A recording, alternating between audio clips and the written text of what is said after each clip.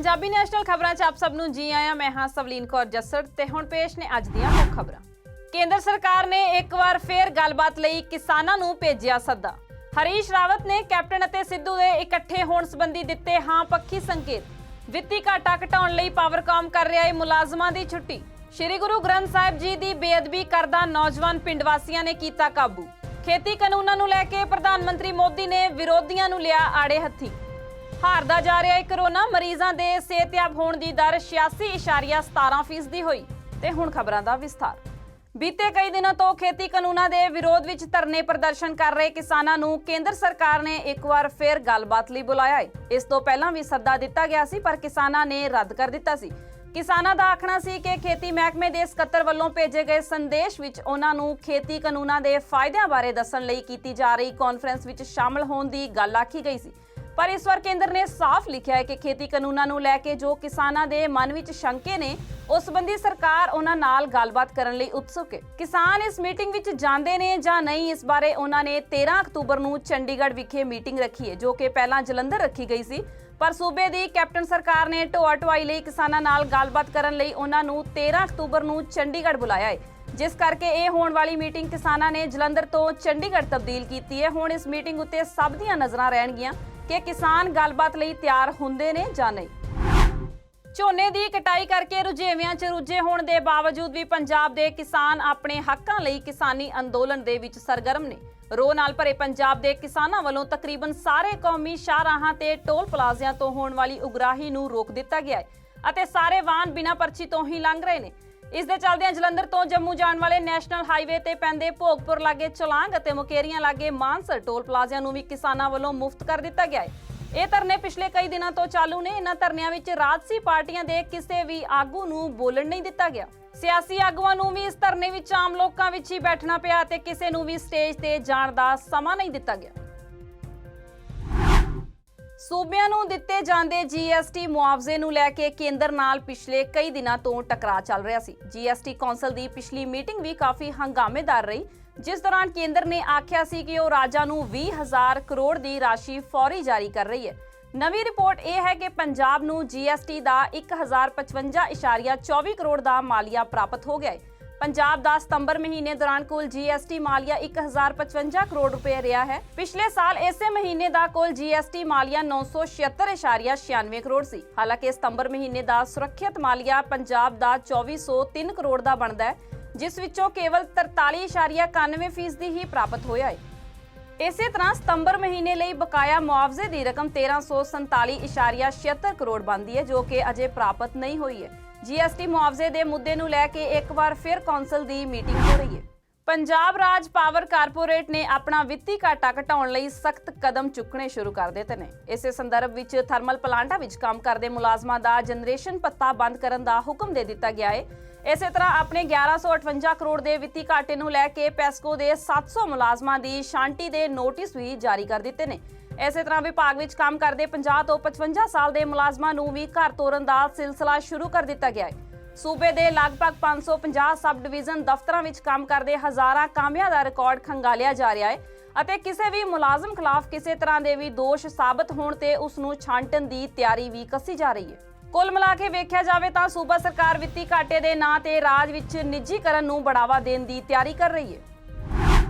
ਪੰਜਾਬ ਕਾਂਗਰਸ ਦੇ ਇੰਚਾਰਜ ਹਰੀਸ਼ ਰਾਵਤ ਨੇ ਇੱਕ ਵਾਰ ਫਿਰ ਨਵਜੋਤ ਸਿੰਘ ਸਿੱਧੂ ਨੂੰ ਲੈ ਕੇ ਸਕਾਰਾਤਮਕ ਸੰਕੇਤ ਦਿੰਦਿਆਂ ਆਖਿਆ ਕਿ ਮੁੱਖ ਮੰਤਰੀ ਕੈਪਟਨ ਅਮਰਿੰਦਰ ਸਿੰਘ ਅਤੇ ਸਿੱਧੂ ਦਰਮਿਆਨ ਦੂਰੀਆਂ ਘੱਟ ਹੋਈਆਂ ਨੇ। ਨਾਲ ਹੀ ਇਕੱਠੇ ਕੰਮ ਕਰਨ ਨੂੰ ਲੈ ਕੇ ਦੋਵਾਂ ਨੇਤਾਵਾਂ ਵੱਲੋਂ ਹਾਂ ਪੱਖੀ ਸੰਕੇਤ ਵੀ ਦਿੱਤੇ ਗਏ ਨੇ। ਉਹਨਾਂ ਨੇ ਆਖਿਆ ਕਿ ਸਿੱਧੂ ਨੂੰ ਪੰਜਾਬ ਵਿੱਚ ਕਾਂਗਰਸ ਦੀ ਅਗਵਾਈ ਦੇ ਨਾਲ ਖੜਾ ਕਰਨਾ ਕਾਫੀ ਚੁਣੌਤੀਪੂਰਨ ਹੈ, ਪਰ ਬਤੌਰ ਇੰਚਾਰਜ ਉਹ ਇਸ ਦੀ ਪੂਰੀ ਕੋਸ਼ਿਸ਼ ਕਰਨਗੇ। ਉਹਨਾਂ ਨੇ ਇਹ ਵੀ ਆਖਿਆ ਕਿ ਉਹਨਾਂ ਦੀ ਪੁਰਜ਼ੋਰ ਕੋਸ਼ਿਸ਼ ਹੈ ਕਿ ਸਿੱਧੂ ਦੀ ਰਾਹੁਲ ਗਾਂਧੀ ਨਾਲ ਮੁਲਾਕਾਤ ਕਰਵਾਈ ਜਾਵੇ। ਰਾਵਤ ਨੇ ਅੱਗੇ ਆਖਿਆ ਕਿ ਸਿੱਧੂ ਇਸ ਗੱਲ ਨੂੰ ਸਮਝਦੇ ਨੇ ਕਿ ਕਾਂਗਰਸ ਨਾਲੋਂ ਬਿਹਤਰ ਮੰਚ ਉਹਨਾਂ ਨੂੰ ਨਹੀਂ ਮਿਲ ਸਕਦਾ। ਰਾਵਤ ਦੇ ਕਹਿਣ ਅਨੁਸਾਰ ਕੈਪਟਨ ਅਤੇ ਸਿੱਧੂ ਦਰਮਿਆਨ ਦੂਰੀਆਂ ਕਿੰਨੀਆਂ ਕੁ ਘੱਟ ਹੋਈਆਂ ਨੇ, ਇਹ ਤਾਂ ਆਉਣ ਵਾਲਾ ਸਮਾਂ ਹੀ ਦੱਸ ਸਕਦਾ ਹੈ। ਜਿੱਥੇ ਕੇਂਦਰ ਸਰਕਾਰ ਨੇ 15 ਅਕਤੂਬਰ ਤੋਂ ਸਕੂਲ ਮੁੜ ਤੋਂ ਖੋਲਣ ਦੀ ਪ੍ਰਵਾਨਗੀ ਦੇ ਦਿੱਤੀ ਹੈ, ਉੱਥੇ ਹੀ ਦਿੱਲੀ, ਕਰਨਾਟਕ ਅਤੇ ਛੱਤੀਸਗੜ੍ਹ ਸਮੇਤ ਕਈ ਰਾਜਾਂ ਨੇ ਇਸ ਦੇ ਖਿਲਾਫ ਫੈਸਲਾ ਲਿਆ ਹੈ, ਜਦੋਂ ਕਿ ਹਰਿਆਣਾ ਤੇ ਮੇਘਾਲਿਆ ਵਰਗੇ ਹੋਰ ਰਾਜ ਅਜੇ ਵੀ ਅਸਪਸ਼ਟ ਨੇ। ਕੋਵਿਡ-19 ਕੇਸਾਂ ਦੀ ਵਧ ਰਹੀ ਗਿਣਤੀ ਕਾਰਨ ਸਥਿਤੀ ਦਾ ਜਾਇਜ਼ਾ ਲੈ ਰਹੇ ਨੇ। ਕੋਰੋਨਾ ਵਾਇਰਸ ਦੇ ਪਸਾਰ ਨੂੰ ਰੋਕਣ ਲਈ ਦੇਸ਼ ਭਰ ਦੀਆਂ ਯੂਨੀਵਰਸਿਟੀਆਂ ਤੇ ਸਕੂਲਾਂ ਨੂੰ 16 ਮਾਰਚ ਨੂੰ ਬੰਦ ਕਰਨ ਦਾ ਆਦੇਸ਼ ਦਿੱਤਾ ਗਿਆ ਸੀ। 25 ਮਾਰਚ ਨੂੰ ਕੇਂਦਰ ਨੇ ਦੇਸ਼ ਵਿਆਪੀ ਲੋਕਡਾਊਨ ਦਾ ਐਲਾਨ ਕੀਤਾ ਸੀ। 8 ਜੂਨ ਤੋਂ ਅਨਲੌਕ ਦੇ ਵੱਖ-ਵੱਖ ਪੜਾਵਾਂ ਵਿੱਚ ਹੌਲੀ-ਹੌਲੀ ਕਈ ਪਾਬੰਦੀਆਂ 'ਚ ਢਿੱਲ ਸ਼ੁਰੂ ਹੋ ਗਈ ਸੀ, ਪਰ ਵਿਦਿਅਕ ਸੰਸਥਾਵਾਂ ਬੰਦ ਹੀ ਰੱਖੀਆਂ ਗਈਆਂ ਨੇ।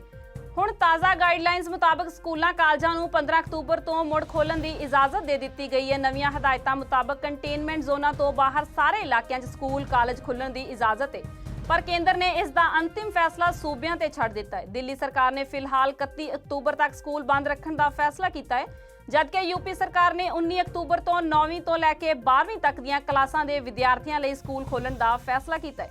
ਕਰਨਾਟਕਾ ਸਰਕਾਰ ਦਾ ਆਖਣਾ ਹੈ ਕਿ ਉਹ ਹਾਲਾਤ ਦਾ ਜਾਇਜ਼ਾ ਲੈਣ ਤੋਂ ਬਾਅਦ ਹੀ ਕੋਈ ਫੈਸਲਾ ਲਵੇਗੀ।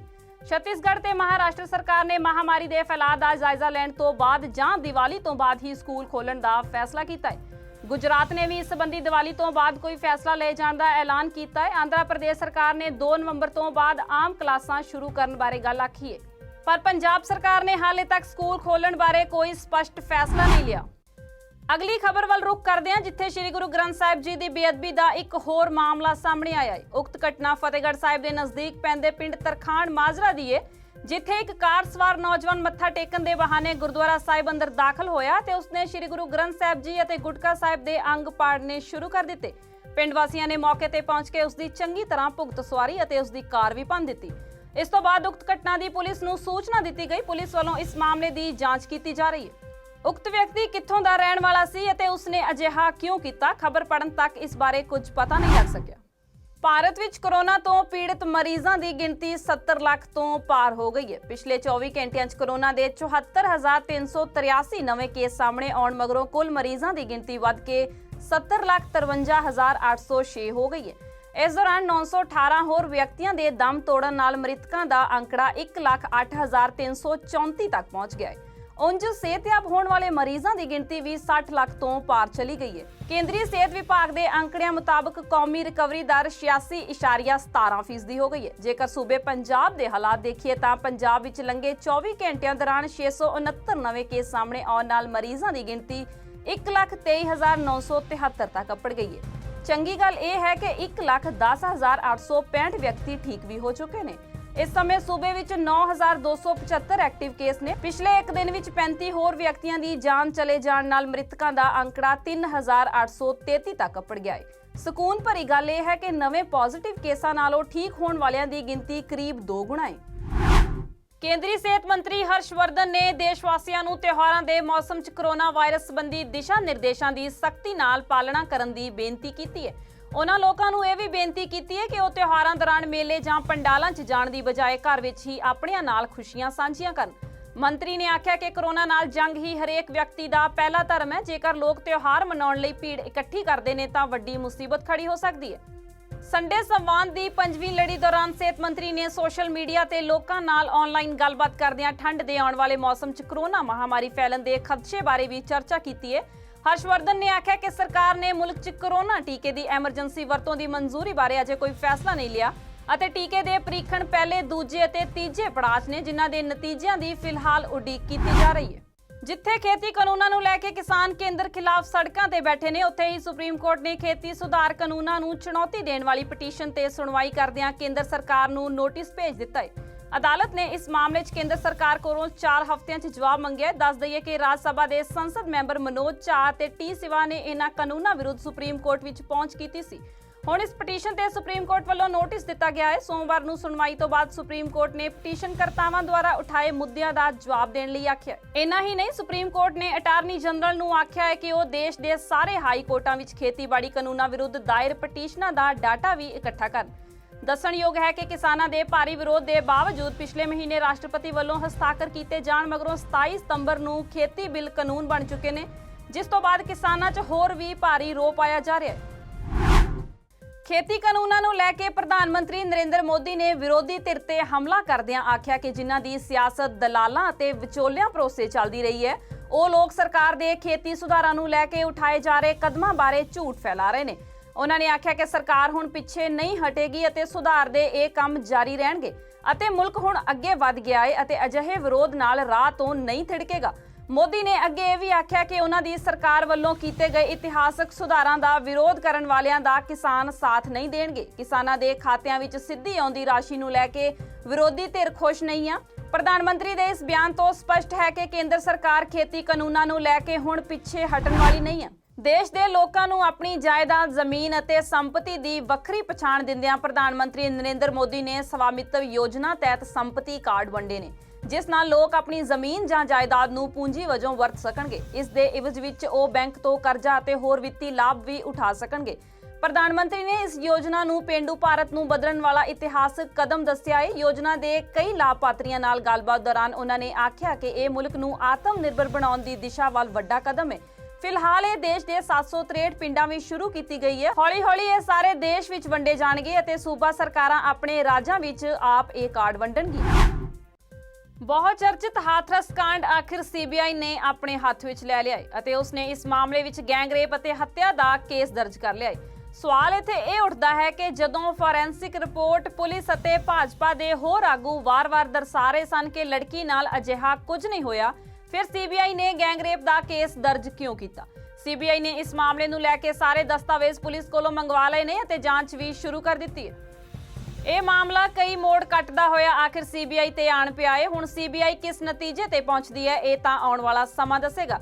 ਅਤੇ ਉਧਰ ਇਲਾਹਾਬਾਦ ਹਾਈ ਕੋਰਟ ਦੀ ਲਖਨਊ ਬੈਂਚ ਨੇ ਇਸ ਮਾਮਲੇ ਵਿੱਚ ਲੜਕੀ ਦੇ ਸੰਸਕਾਰ ਨੂੰ ਲੈ ਕੇ ਸਵੈ ਨੋਟਿਸ ਲੈਂਦਿਆਂ ਸਰਕਾਰ, ਪ੍ਰਸ਼ਾਸਨ ਅਤੇ ਪੁਲਿਸ ਨੂੰ ਨੋਟਿਸ ਕੀਤਾ ਸੀ, ਜਿਸ ਦੀ ਸੁਣਵਾਈ ਹੋਣੀ ਹੈ ਤੇ ਜਿਸ ਵਿੱਚ ਪੀੜਤ ਪਰਿਵਾਰ ਵੀ ਅਦਾਲਤ ਪੇਸ਼ ਹੋਵੇਗਾ। ਹਾਈ ਕੋਰਟ ਨੇ ਪੀੜਤ ਪਰਿਵਾਰ ਨੂੰ ਸਰਕਾਰ ਵੱਲੋਂ ਦਿੱਤੀ ਗਈ ਭਾਰੀ ਸੁਰੱਖਿਆ ਤੇ ਸਵਾਲ ਕਰਦਿਆਂ ਪੁੱਛਿਆ ਕਿ ਕੇਵਲ 5 ਜਾਣਿਆਂ ਲਈ 60 ਜਵਾਨ ਤਾਇਨਾਤ ਕਰਨ ਦੀ ਕੀ ਤੁਕ ਬਣਦੀ ਹੈ। ਇਸ ਦੇ ਨਾਲ ਹੀ ਖਬਰਾਂ ਦਾ ਬੁਲੇਟਿਨ ਖਤਮ ਹੁੰਦਾ ਹੈ। ਮੈਨੂੰ ਸਵਲੀਨ ਕੌਰ ਜੱਸੜ ਨੂੰ ਦਿਓ ਆਗਿਆ। ਧੰਨਵਾਦ।